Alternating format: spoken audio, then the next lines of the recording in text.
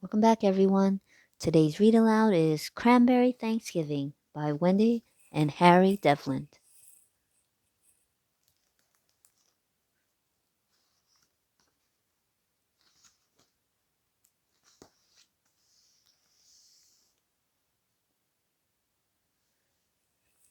Maggie darted about like a black-stocking bird, in search of wood for the fireplace. She and her grandmother lived at the edge of a lonely cranberry bog in New England, and the winds were cold at the edge of the sea.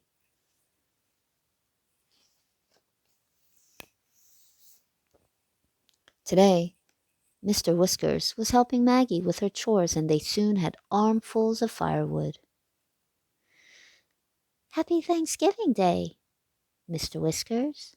Maggie smiled at her friend. That wasn't his real name, of course. It was Uriah Peabody, but Maggie had called him Mr. Whiskers ever since she could remember. Maggie was very fond of Mr. Whiskers. Her grandmother was not. Too many whiskers and not enough soap, she often said to Maggie.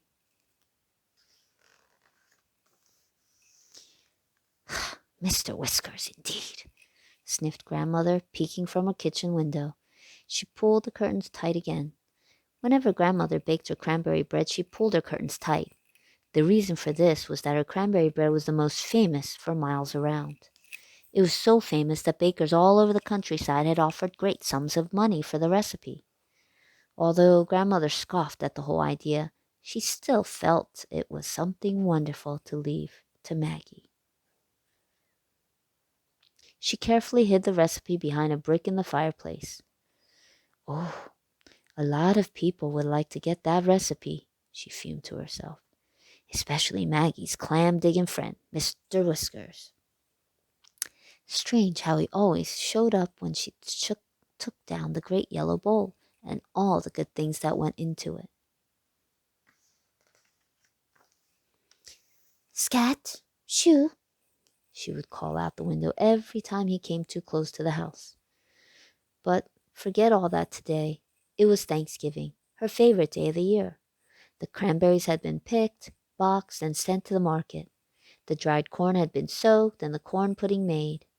The turkey was roasting in the old iron oven. Turnips, tiny green peas, and a pumpkin pie were ready. The cranberry bread was cooling on the wooden board. The real work was done, and the feast was almost ready. Every year Grandmother invited a guest for dinner and allowed Maggie to do the same. Ask someone poor or lonely, she always said. It never mattered to Maggie or her grandmother that the red carpet was worn and mended, or that the silver spoons didn't match. Friendship and sharing were important, but everyone knew that. Red-cheeked Maggie raced into the house. While she changed, Grandmother excitedly told her whom she had invited. Mr. Horace was his name, and he was staying at the town hotel. He actually bows, and he has a gold cane and smells of lavender, said Grandmother happily. And he's all alone. Maggie looked a little uncertain. My guest doesn't smell of lavender, she began, and he hasn't had a Thanksgiving dinner in 20 years. I invited Mr. Whiskers. Mr. Whiskers? Grandmother didn't appear to believe she had heard right. You mean here? In the house? But now there was a sound at the door and a loud clanging of the knocker. Quick, Grandmother, take off your apron. Grandmother opened the door, and there they were, both guests. Mr. Horace, pink-cheeked and starched, and Mr. Whiskers in his old captain's hat. As they came in, trailing behind was the smell of lavender and an aura of clams and seaweed.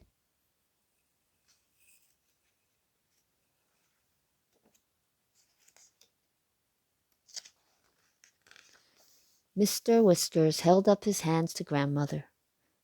Clean, he said. Oh, and where is your tie? Grandmother asked. He lifted his long whiskers. Right here, where it's always been, he growled. Maggie thought saw a smile from behind the whiskers. Said Grandmother. and taking Mr. Horace's arm, she led them into the dining room. A log fire sputtered, the glass shone, and certainly no one would notice that the silver spoons didn't match. "Let's sing We Gather Together," said Maggie, trying to warm things up.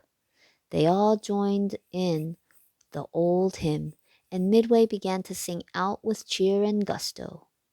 Grandmother started to trill like a bird until Mr. Whiskers fixed her with a quizzical gaze and shook his ears. "How about 16 men on a dead man's chest?" he roared, slapping his knee.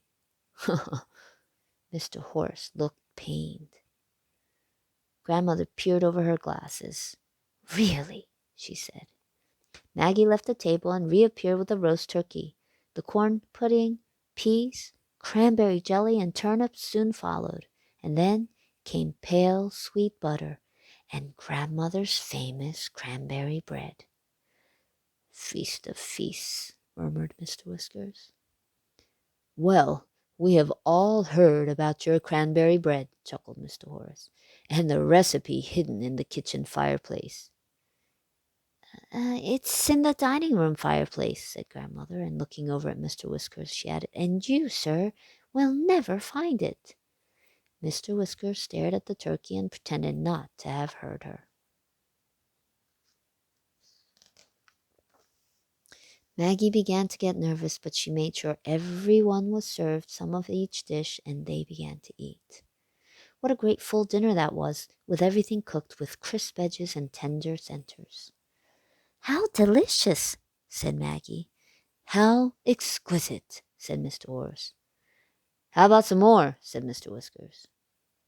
At last they finished dinner, and Maggie and Grandmother cleared the table and went into the kitchen.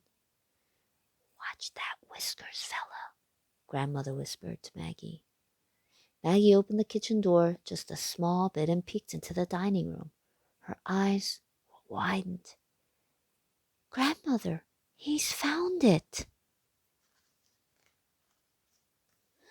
Crash! Clumpity! There was a sound of wild scuffling, loud shouts, and falling chairs. Two figures pushed to the front door.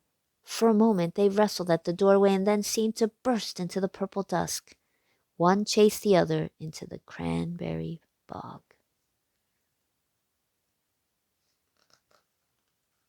"The nerve of him! Stealing our recipe," said Grandmother with fire in her eye. Maggie knew whom she meant. "It wasn't Mr. Whiskers," she said. "It was Mr. Horace." "Mr. Horace?" Grandmother looked shocked. "But why?" "Because he owns a bakery in the city." "And Mr. Whiskers knew this?" Grandmother asked. "Yes," said Maggie. "Mr. Whiskers kindly came today to watch Mr. Horace and to have dinner." Mr. Whiskers came puffing up to the door, holding Mr. Horace by the collar. Proudly he held the recipe high in the other hand. "Don't trust a man because he smells of lavender and has a gold cane," he growled.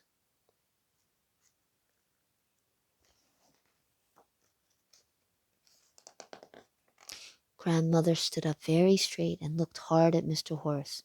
"You, sir," she said, "are a disgrace." "He's worse than that," said Mr. Whiskers. "He's a recipe robber," said Maggie.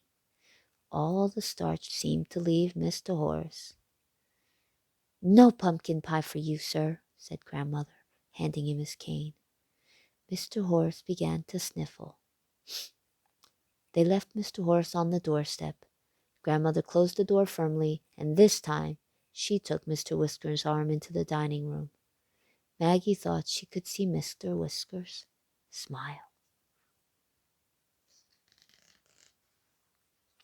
They sat by the warm embers of the fire and ate pumpkin pie with whipped cream.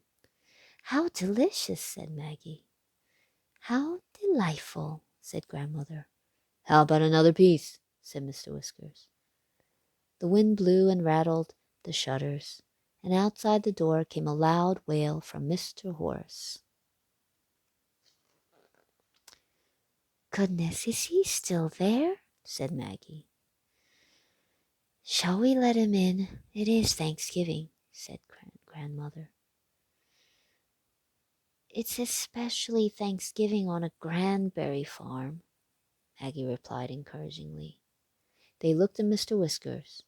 It took great effort on Mr. Whiskers' part, but with true character he stood up and said, Maggie, open the door, and we shall give him the last piece. How about 16 men on a dead man's chest?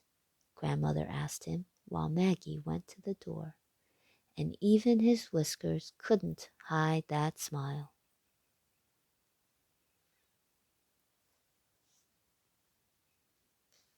The end. We hope you enjoyed today's read aloud of Cranberry Thanksgiving. Until next time, see you real soon. Bye.